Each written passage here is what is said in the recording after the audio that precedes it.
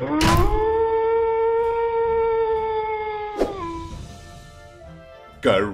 cyberdogs and citizens of the internet.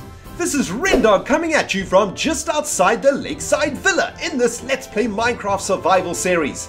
In the previous episode, we were crafting a trapdoor mechanism for the Lakeside Villa railway line, and in this episode, my friends, we are going to be building a guardhouse to cover the shame of the sticky pistons that make that trapdoor work. We are also heading to the Dogolith at the end of this episode to get a few more of you guys on there, and we are going to the Cyberdog Monument too to add a few more VIP Cyberdogs and donators to the Cyberdog Monument. So we've got a ton to do in today's episode, guys. Sit back and relax with your tasty ass beverage and crunchy ass snacks. Let's play some Minecraft survival. Now guys, since the end of the last episode, I've been a bit busy. I've been working on the aesthetics around here, man. At the end of the last episode, we managed to get the trapdoor functioning almost 100%.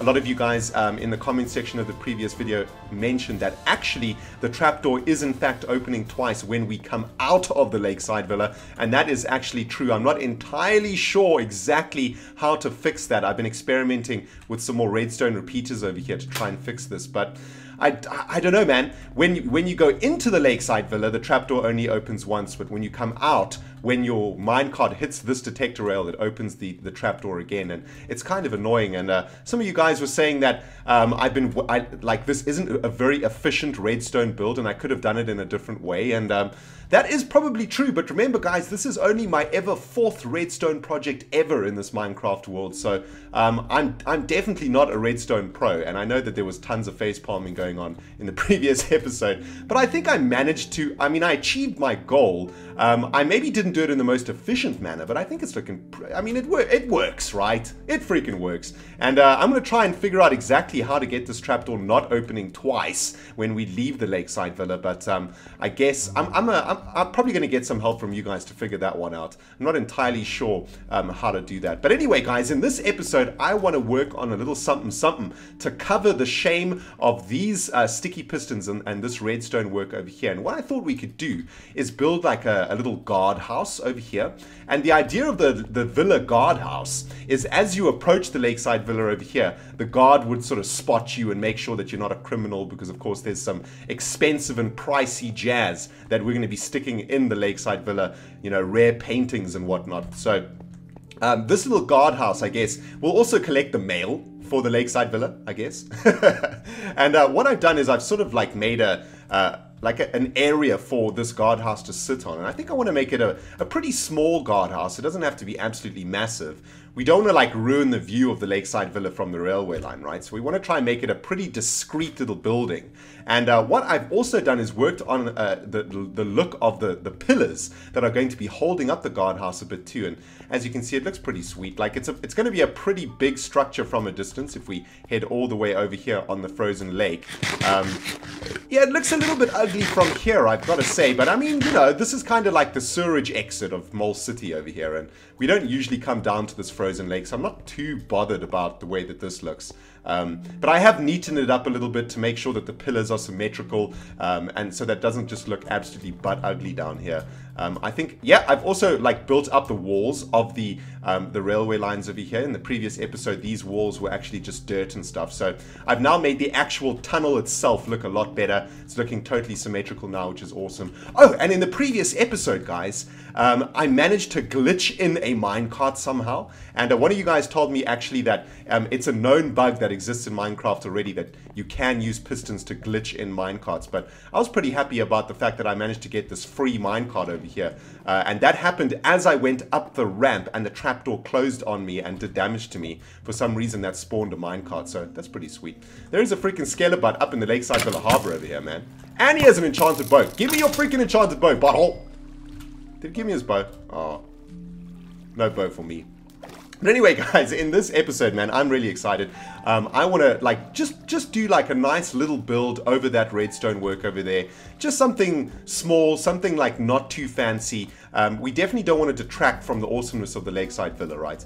And because in the next few episodes or so, we're going to be fixing up the Lakeside Villa and finally completing it, of course. And I've already done a few upgrades that you guys can see. I've added some glowstone lampage up in here, and I think that's looking really, really awesome. I love how like the glowstone lamp or the glowstone block anyway sits on top of like one bit of slabbage over here. I think that's really, really rad. And we've got like 2 glowstone lamps here as the entrance, which is pretty awesome. So what I'm going to do, guys, is get cracking on this guardhouse. And while I'm doing this, I want to tell you guys a little bit of a story. I've also got like a whole bunch of other jazz in here that I think will need glass panes. I want to plant a few jungle saplings around here. I've already covered these pistons with this like little hillock over here. And I want to plant a few trees and stuff up in here. So just to make it look a little bit more awesome, to get some natural jazz going on around here. So when we approach the Lakeside Villa, hopefully we'll have some jungle trees like bending over the railway line. I think that'll look pretty sweet.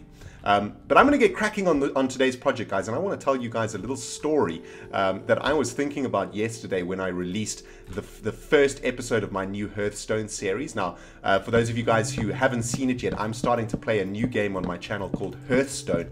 It's a digital collectible card game from Blizzard Entertainment, and it is freaking sweet. And some of you guys might not know this, but I'm actually a really big Magic the Gathering fan. In fact, I've been playing Magic for something like 17 years now. Ever since I was really young, I've been playing Magic, and I never actually gave up on Magic. I've played Magic every year of my life since I was, I don't know, who knows, man, since I was like 15 or something. And I don't think I'll ever stop playing Magic. I love that game. It's amazing. And I'm like one of those Magic players. I have all the rare cards. I have like the Power 9. I have like all the expensive cards. I play at Grand Prix in Europe when I can. Like I go to the local Magic club every Friday to play Friday Night Magic when I can. So I'm like a pretty big time. Like I'm not like a good Magic player, but I definitely play a lot of Magic because I absolutely love it.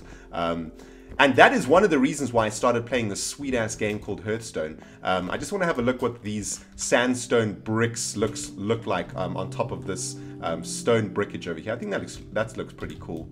I think I'm going to make this guardhouse like, I don't know, just a few blocks high. Maybe what we'll do is have like a nice big window over here looking over the ocean. We'll have another window over here. Or maybe what we should do is have like a balcony over here. Yeah, let's make like a little balcony over here, I think. That'll be pretty sweet. So the guard can like come out here and stand on the balcony to observe who is approaching the Lakeside Villa from the railway line. But we're going to have a sleep anyway. But anyway, yes, so I'm a big Magic player, and I've just started playing this game called Hearthstone. And it is a really sweet game, I've got to say, man. Like, it's in my experience so far, it's kind of like a simpler version of Magic. Magic is an extremely complicated collectible card game, and probably one of the most complicated collectible card games you can play. There are a couple of other collectible card games out there that are more complicated, but Magic is by far like the most popular of them. But anyway, I just wanted to talk about like when I started playing Magic and how I started playing Magic. I know that tons of you guys out there do play Magic, and a lot of you guys said in the Hearthstone video that you were really happy to hear that I'm a Magic player too. So I kind of wanted to tell you guys the story of how I started playing Magic and how Magic became like such a big part of my life.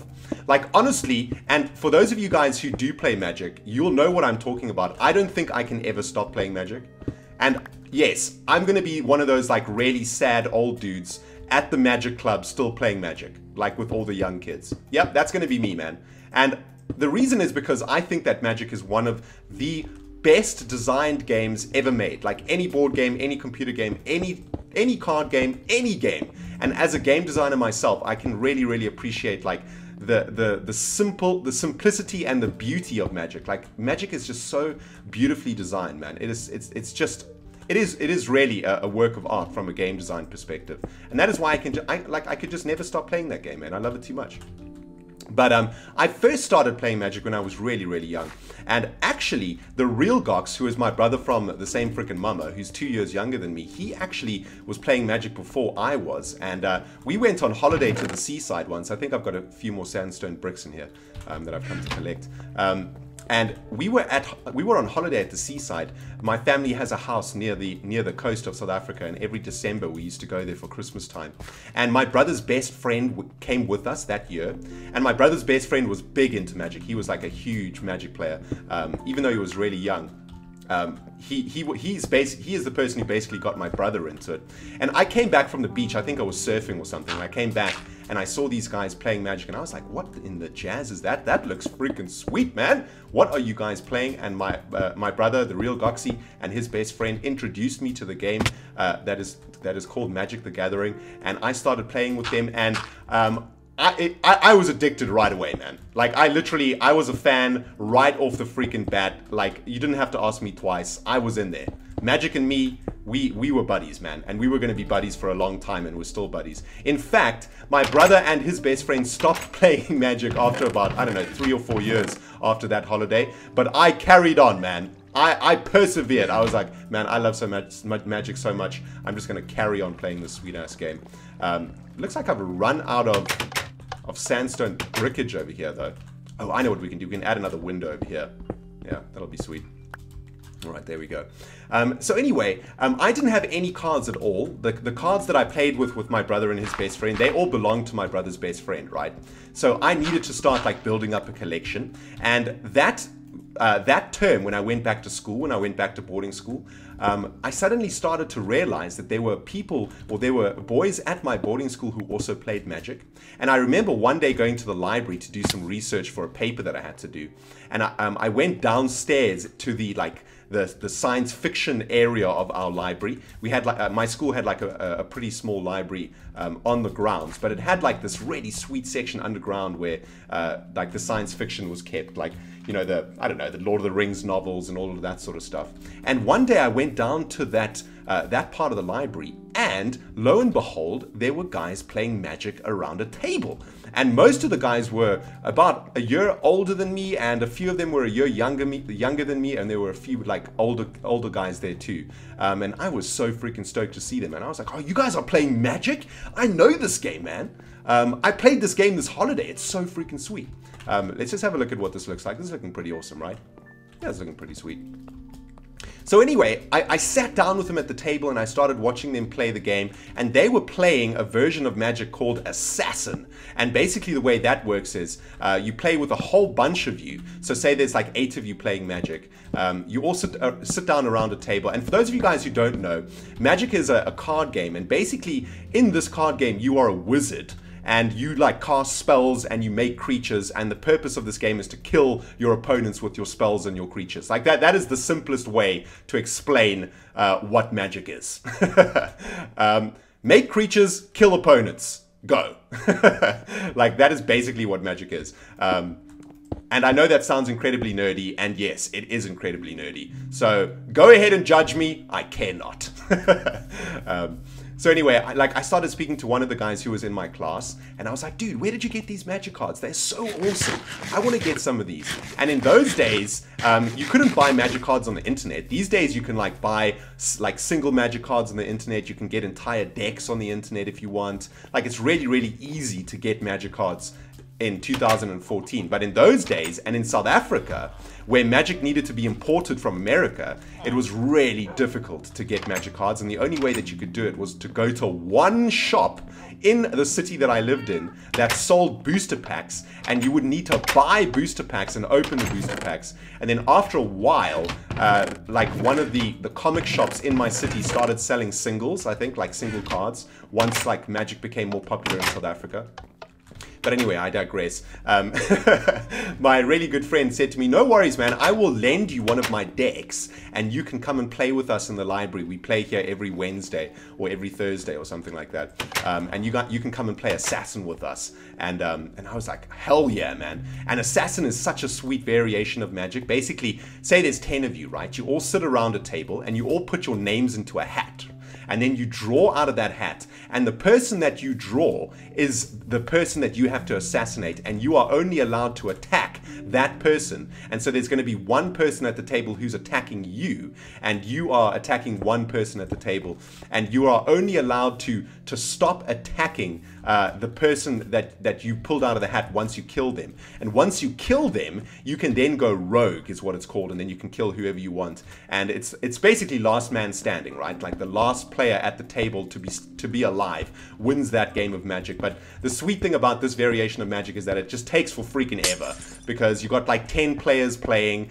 You don't know who's attacking you until they attack you. You have like a specific target to focus on, and it's just awesome, man. It's just like an awesome way for a whole bunch of friends to get together and play Magic. And we used to play for ages, man. I remember, like, I don't know, sometimes we'd play for 2 or 3 hours. We'd play like for an entire afternoon. And I remember the friend of mine who lent me the deck. I'm just coming to have a look at the design over here, guys. We need to use some slabbage, and we need to use some of the spruce wood over here. Yeah, let's use some spruce wood plankage over here, just to keep the design consistent around here. But I remember my friend who lent me that Magic deck, he used to actually fall asleep at the table, because it used to take about 10 minutes to complete an entire round. If there were 10 of us, it would take like each of us would take at least 1 minute to complete our turn. And he used to literally just nap, right? He used to like lean back in his chair, put his cards on the table, and just sleep. He would just have a nap. He would just be like, okay guys, wake me up when it's my turn. And then when his turn came around, we'd nudge him and shake him and be like, dude, it's your turn, you gotta go now, man. And then he would like look at the table, play a land, play a card, play a creature, cast a spell, and then go back to sleep. Man, the best way to play Magic ever. And yeah, man, it became like a regular occurrence. Like, we used to play Magic loads in the library. Like every Wednesday or Thursday, we used to go and play Magic, and it was really, really awesome. One of the most fun times in my life, actually. Absolutely loved those days. But those days came to an end pretty abruptly, and this is the story that I wanted to tell you about, because it's kind of sad. One of the other guys that I used to play with in the library there, he used to, he was also quite big into Magic, and he had quite a lot of decks. And after about 6 to 8 months of playing Magic with the guys in the club, I started to like collect my own cards. And basically what happened was, when I went back home for holiday, I would tell my mum, like, Mum, I want Magic cards for Christmas. Don't get me any other presents. I just want Magic cards. You know, don't bother getting me anything else. If you get me anything else, I'm going to be really upset. So my mum started like buying me booster packs. She would send me booster packs in the mail for a present. Like every now and then I would get a few booster packs in my mail, which was really awesome. And slowly but surely I built up my Magic card collection. And another friend of mine also had a really big collection, and he used to play in the library with us quite a lot. And I used to start going to his room to play. Like when our group wasn't gathering in the library, I would go to his room, because at that stage I was like 16, I think, and by that stage we had our own rooms at my boarding school if you were 16. So I used to go play with him like in the afternoons or something, or like if we didn't have sport or anything else to do. Let's just have a look at how this is looking. It's looking pretty sweet. I think what we need to do is get some slabbage up on that roof though. Maybe we need just one more layer of sandstone brickage up there, I think. Yeah. Oh, yeah, check, we've got that smooth stone up there. Yeah, I think we need a layer of smooth stone up there, actually. So let's see if we can make that. I think I've got a crafting table in here. Yeah. All right, let me just quickly put together some smooth stone. How do we make smooth stone again? It's like this. Yeah, there we go. Sweet. 39 smooth stone. Yeah, that should be enough. Anyway, so like this guy and I used to start playing Magic a lot, right? Sometimes the group couldn't get together, or like everybody would be busy, or the library would be booked for something else and we couldn't use the table. And my mate and I just used to start playing a lot, and we basically used to set challenges for ourselves every week. We'd be like, okay, next week I'm coming with this deck, and I'm going to try and beat you with this strategy, and you've got to try and counter this strategy with what you're doing. And we had like tons of fun, like working out different strategies and stuff in that way. It was really, really awesome. But we started to push it a little bit far, right? Like we got a little bit too obsessed with playing Magic. We got like super addicted, and we used to play as much as we could. And it got to a point where I was literally sneaking out of my bedroom in the hostel that I lived in to go to his bedroom to play Magic at like midnight. And both of our rooms were on the ground floor of our hostels. And in my school, the windows didn't have any like bars over them or anything. So if you opened your window really, really far, you could climb out of it, right? And I used to like climb out of my window, and then his hostel was across this lawn, and this lawn was about 100 meters long with a fountain in the middle of it.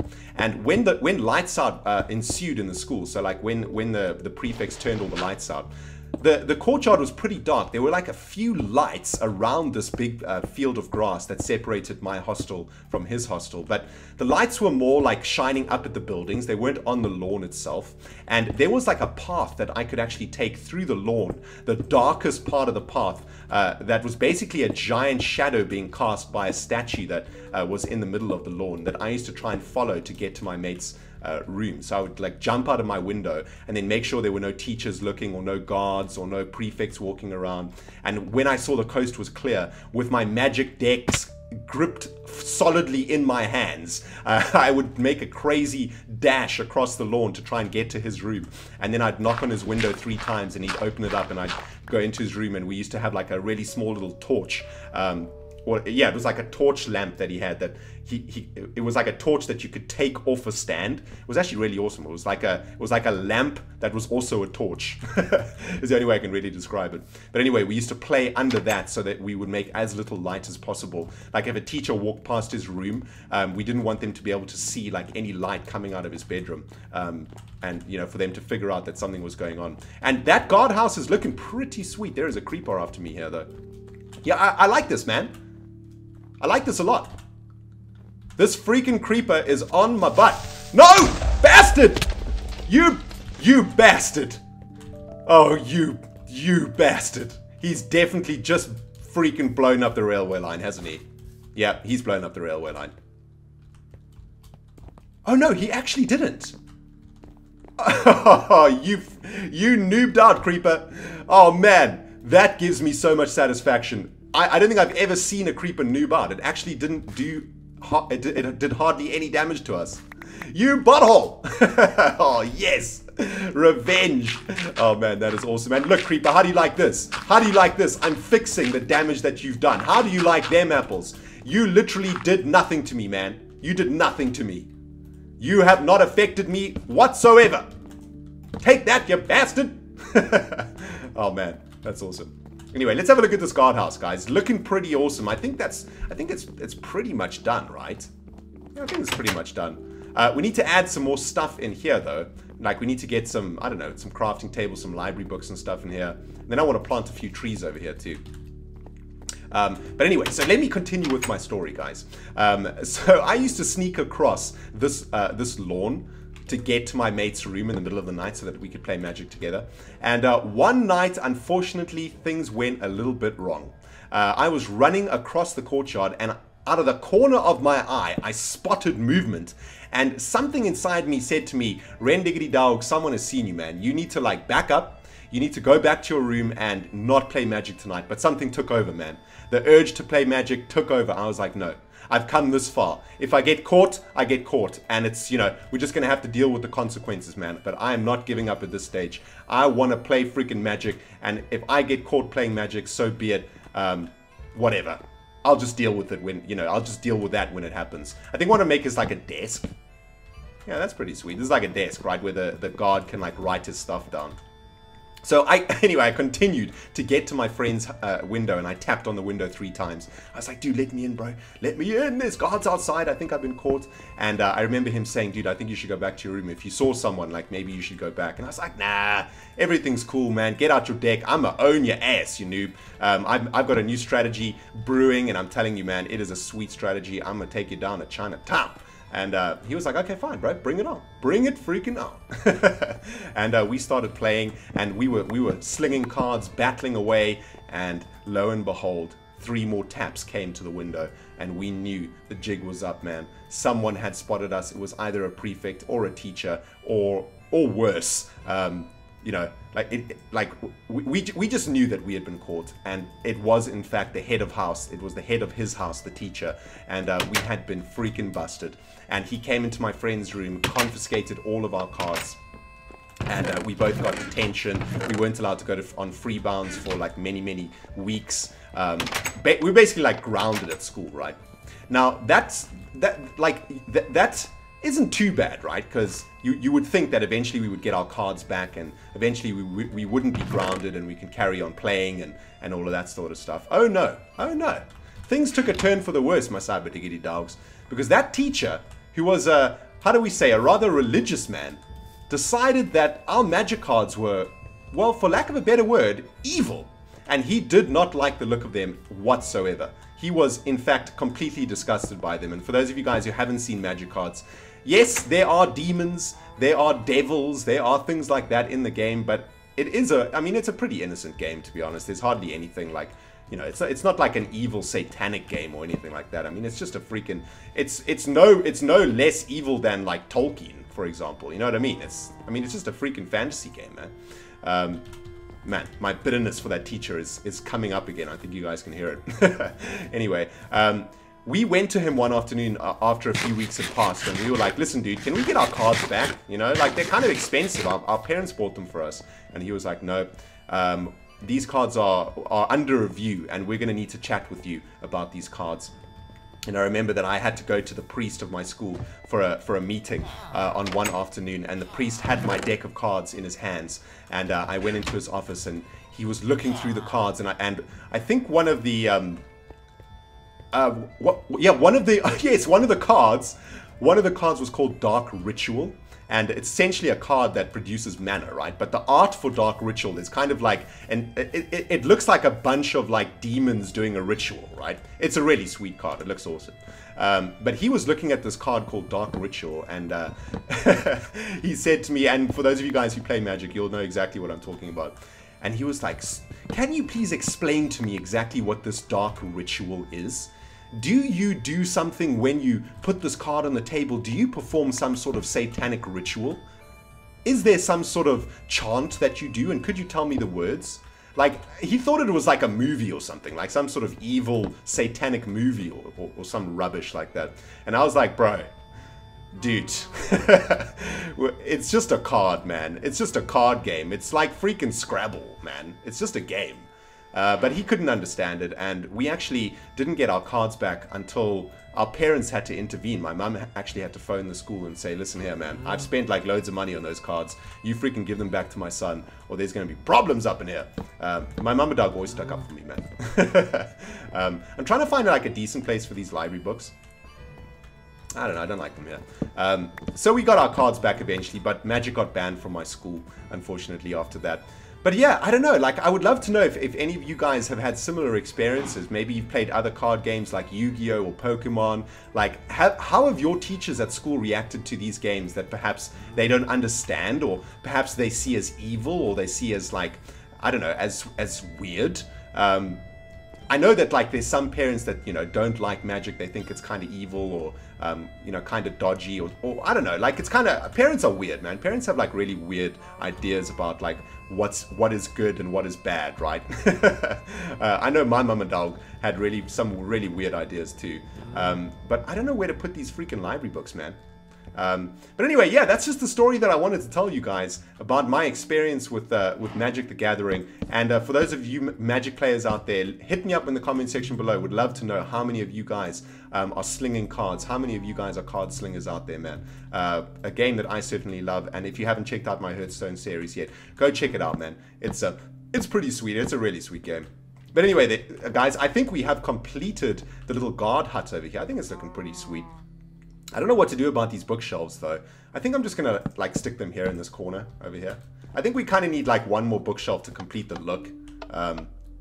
Like, we could try that. Yeah, that looks pretty sweet. Alright, so this is pretty awesome, man. Check it out. We come out here onto the little guard balcony. We can see who's approaching from the railway line. We can then stop them over here to take their papers and their driver's license. And if there's been post delivered to the Lakeside Villa, we can collect the post over here. We can do our paperwork on the table. We've got a chest that we can put down a whole bunch of jazz in. We might as well do that now. And things are looking pretty sweet, and I think it kind of looks pretty awesome from a distance too. Let's head all the way to the end of this railway line, look back at what we've done. I think it's gonna be pretty sweet. Yeah, check it out. It doesn't cover the Lakeside Villa too much. It looks kind of sweet, I think, and it covers the shame quite nicely of all of those sticky pistons and stuff. I think it's quite a smart way to have done it. I think it's looking pretty awesome. Nice! I like it! I like it! Let's have a look from a different view over here. Let's have a look. Yeah, that looks pretty sweet, man. I dig it. And it's following like it's following the style of the Lakeside Villa too, with the spruce wood plankage and the smooth stone. So that's pretty cool. I'm pretty happy with that. All right, sweet, man. Let me know what you guys think about the guardhouse. Like, I think I'll probably tweak it a little bit off camera. I think the spruce wood and stuff is maybe not in the correct place. We may need to change the pattern of the smooth stone and stuff to try get the building looking 100% awesome. But I like the flat roof. I don't think it needs like a spiked roof. I think that may detract from the lakeside villa. But I might experiment with a like a slanted roof like this. But all in all, I'm pretty happy with that. Sweet. Awesome. Well, yeah, man, what an awesome episode. I absolutely love telling these stories to you guys, man. The time seems to fly when I tell you these stories. It's already like half an hour into this episode. So there's only 2 more things left to do in this episode, guys, and that is to get a few more of you Cyber Diggity Dogs into the CyberDog Monument, and then a few more of you guys onto the Dogolith. All right, CyberDogs, welcome back to the CyberDog Monument. And since I posted episode 82, the episode where we opened the CyberDog Monument, there was such an amazing response by some of you CyberDogs who decided to become VIPs on dogcraft.net and to donate to the RENDOG channel. Can't thank you guys enough, and I've added you to one of the sides of the diamond blocks in the CyberDog Monument, and I want to welcome Cybergirl, Brandon1, Wiley1, Dark Shadows 729 and Moist Fries to the CyberDog Monument. Thank you guys so much for your contributions to the CyberDog Nation, and there's one more new person I've added to the monument too, and that is Taylor F. Thank you so much for your contribution, sir, and for your very kind words. And remember, guys, if you want to become a patron of the CyberDog Nation and get yourself added into the CyberDog Monument, you can become a VIP on dogcraft.net or donate directly to the RENDOG YouTube channel. Links in the description box below. And thanks to everybody who's donated or become a VIP so far. You guys are freaking sweet. All right, CyberDogs, welcome back to the Dogolith. I have just got 16 more of you guys onto the Dogolith because it's been a few episodes since our last entry. So starting with YouTube subscribers, we've got Noob Slayer Advanced, Me Noah, H Allen, and C Doru. Welcome to the Dogolith, my friends. You have been immortalized in the interbubs forever. Next up from YouTube subscribers, we've got Poida, 17 Wolverine, Drought, and Brandon Tallery. Welcome to the Dogolith, my friends. And now from dogcraft.net, we've got Mr. Doggy 101, Magic Turtle Dog, Andrew B, and Penguin Dog 6464. Welcome to the Dogolith, my CyberDog friends. You've been immortalized in the interbubs forever. And finally, from dogcraft.net, we've got Ace Lecker, the game designer, Miss MS Rock, and In the Light There Is Dark. And remember, CyberDogs, if you want to get your buttholes onto the Dogolith, you need to be a subscriber of the RENDOG channel and leave me a constructive comment here and there on my videos. I choose you guys randomly from those comments. And remember, if you ask to be put on the Dogolith, it will never happen. There is also a thread on dogcraft.net, the official CyberDog fan community, where you can leave your YouTube username to stand a chance of being added to the Dogolith. Thank you so much for watching this video, guys. This has been RenDiggity playing Minecraft Survival. Cannot wait to see you in the next one. Goodbye, my friends!